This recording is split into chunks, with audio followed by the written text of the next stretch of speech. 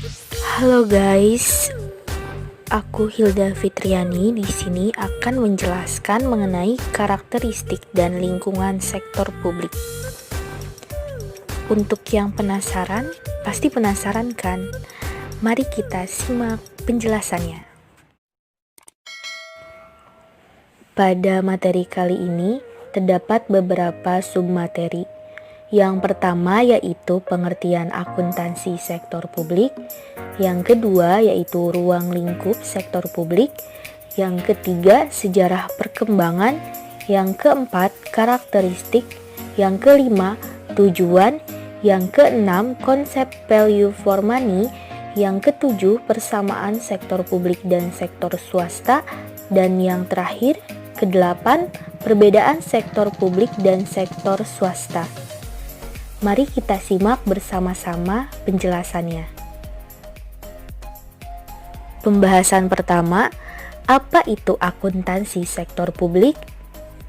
Akuntansi sektor publik menurut Abdul Halim dalam bukunya 2011, akuntansi sektor publik merupakan akuntansi yang bertujuan untuk menghasilkan suatu laporan keuangan sektor publik sehingga pihak-pihak yang berkepentingan dengan organisasi publik tersebut dapat menggunakan informasi yang tersedia dalam laporan keuangan untuk mengambil keputusan-keputusan ekonomi yang sesuai dengan kebutuhannya. Submateri yang kedua yaitu ruang lingkup sektor publik, yaitu yang pertama ada badan-badan pemerintahan, seperti pemerintah pusat, pemerintah daerah, dan unit-unit kerja pemerintah. Yang kedua ada organisasi sukarelawan, lalu ada rumah sakit, perguruan tinggi dan universitas, yayasan, lembaga swadaya masyarakat, organisasi keagamaan, organisasi politik, dan sebagainya. Submateri yang ketiga yaitu sejarah perkembangan organisasi sektor publik. Nah, sebenarnya organisasi sektor publik ini sudah ada sejak ribuan tahun lalu. Kemunculannya dipengaruhi dengan interaksi yang terjadi pada masyarakat dan kekuatan sosial di dalam masyarakat. Terlebih lagi, manusia merupakan makhluk sosial yang pasti kehidupannya itu bermasyarakat. Lalu istilah sektor publik pertama kali digunakan pada tahun 1952. Pada saat itu, sektor publik sering dikaitkan sebagai bagian dan manajemen ekonomi mikro atau dari manajemen ekonomi mikro yang terkait dengan pembangunan dan lembaga pelaksanaan pembangunan. Pada tahun 1980-an, reformasi sektor publik dilakukan di negara-negara industri maju. Di Indonesia, saat ini akuntansi sektor publik mengalami perkembangan yang cukup berarti atau signifikan. Ditandai dengan salah satunya itu lahir peraturan perundang-undangan yang mengatur tentang penerapan akuntansi sektor publik seperti di pemerintahan.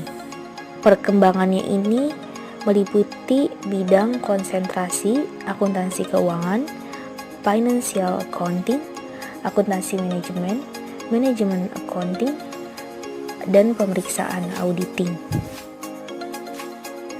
Selanjutnya submateri yang keempat yaitu karakteristik akuntansi sektor publik. Yang pertama yaitu berbeda dengan akuntansi bisnis, karena biasanya akuntansi bisnis itu termasuk kepada sektor swasta. Yang kedua, tidak ada laporan laba. Nah, sektor publik ini berorientasi non-profit, jadi tidak ada laporan laba. Yang ketiga, anggaran merupakan batas tertinggi atau plafon. Yang keempat, menggunakan lebih dari satu dana.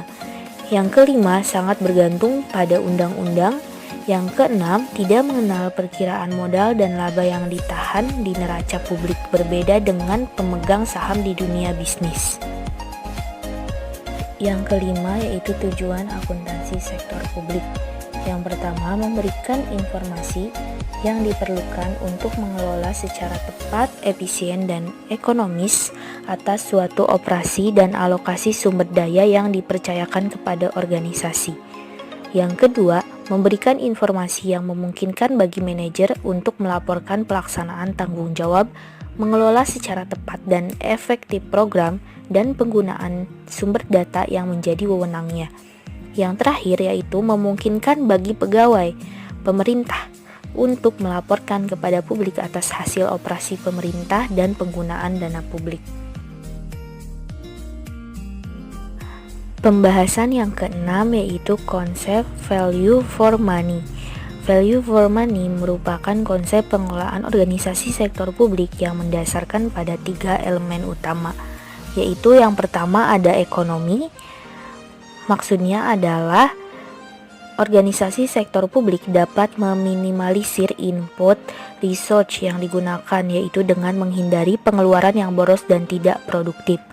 Yang kedua, efisiensi.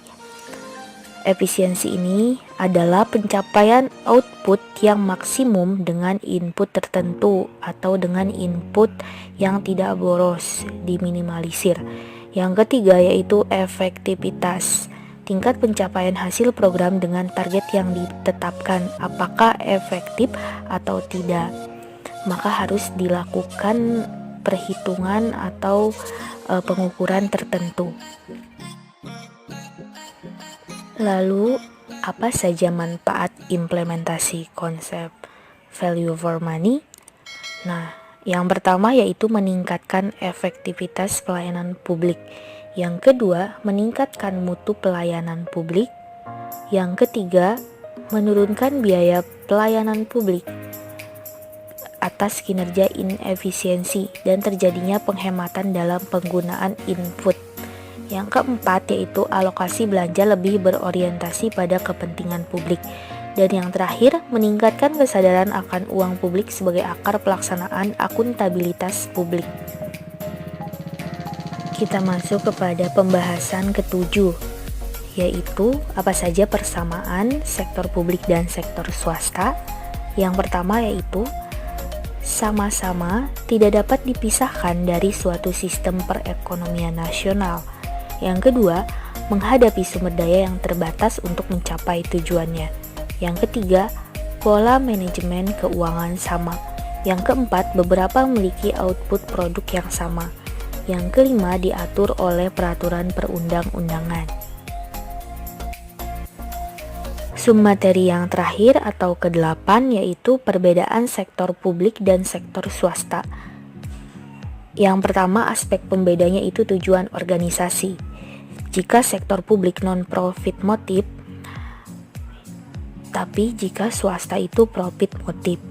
Yang kedua, sumber pendanaan. Sektor publik itu dari pajak, retribusi, utang, obligasi, laba BUMN, BUMD, penjualan aset negara, dan sebagainya. Jika sektor swasta dari pembiayaan internalnya ada modal sendiri, laba ditahan, dan penjualan aktiva. Lalu pembiayaan eksternalnya ada utang bank, obligasi, dan penerbitan saham. Di aspek pembeda yang ketiga yaitu pertanggungjawaban. Sektor publik itu pertanggungjawabannya kepada masyarakat atau publik dan parlemen, DPR atau DPRD. Sektor swasta pertanggungjawabannya kepada pemegang saham dan kreditur. Yang keempat yaitu struktur organisasinya. Jika sektor publik itu birokratis, kaku, dan hierarkis, sedangkan sektor swasta itu fleksibel, datar, piramid, lintas fungsional, dan sebagainya. Jadi lebih fleksibel daripada sektor publik.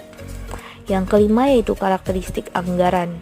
Sektor publik itu terbuka untuk publik, sedangkan sektor swasta itu tertutup untuk publik. Yang keenam, sistem akuntansinya. Jika sektor publik adalah cash accounting, sedangkan sektor swasta itu accrual accounting. Lalu aspek pembeda yang selanjutnya yang ketujuh, kriteria keberhasilan. Sektor publik itu kriteria keberhasilannya ekonomi, efisien, dan efektivitas sesuai konsep value for money. Sedangkan sektor swasta itu dari laba. Yang kedelapan, kecenderungan sifat. Sektor publik itu organisasi politis, sedangkan sektor swasta organisasi bisnis. Yang kesembilan, dasar operasional. Sektor publik itu di luar mekanisme pasar, sedangkan sektor swasta berdasarkan mekanisme pasar. Mekanisme pasar itu berdasarkan permintaan dan penawaran. Yang ke-10, laporan keuangan. Sektor publik ada neraca, aliran kas, dan laporan realisasi anggaran, catatan atas laporan keuangan. Sedangkan sektor swasta ada neraca, aliran kas, laporan laba rugi, dan laporan perubahan modal. Di situ letak perbedaannya. Lalu yang ke-11, standar akuntansi. Sektor publik itu pernyataan standar akuntansi pemerintah, sedangkan sektor swasta pernyataan standar akuntansi keuangan. Yang ke-12, auditor. Auditor sektor publik disebutnya auditor sektor publik, sedangkan auditor sektor swasta itu kantor akuntansi publik. Yang ke-13 yaitu standar audit.